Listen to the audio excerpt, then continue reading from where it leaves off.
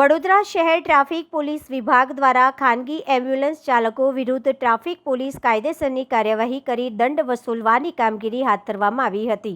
વડોદરા શહેરમાં ખાનગી એમ્બ્યુલન્સ દર્દીઓને લઈ જવા આવવાની સેવાઓ પૂરી પાડતી હોય છે, ત્યારે સયાજીગંજ હોસ્પિટલ બહાર રોજેરોજ પાર્કમાં રહેતી એમ્બ્યુલન્સ સામે ટ્રાફિક પોલીસની કાર્યવાહી હાથ ધરવામાં આવી હતી.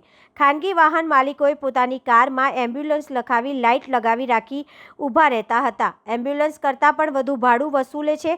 દર્દીની તાત્કાલિક સ્થિતિનો લાભ લઈને આવા વાહન ચાલકો કેટલીકવાર અનેક ગણું ભાડું વસૂલે છે. એમ્બ્યુલન્સ જેવી જીવદાતા સેવા પણ લોભનો શિકાર બને છે. અત્યારે રોજ વડોદરા શહેર ટ્રાફિક પોલીસ દ્વારા સયાજી હોસ્પિટલની બહાર ઊભી રહેતી 7 જેટલી ખાનગી એમ્બ્યુલન્સ વિરુદ્ધ 27,000નો દંડ વસૂલવાની કાર્યવાહી હાથ ધરવામાં આવી હતી.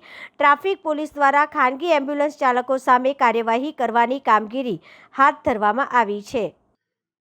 જે ખાનગી એમ્બ્યુલન્સ છે એ એસએજીની બહાર જે ઊભી રહે છે એનું સીપી સાહેબની સૂચનાથી ગઈકાલે ચેકિંગ કરવામાં આવ્યું, જેમાં 7 જેટલી એમ્બ્યુલન્સને 27,000 જેટલો દંડ કરવામાં આવ્યો છે.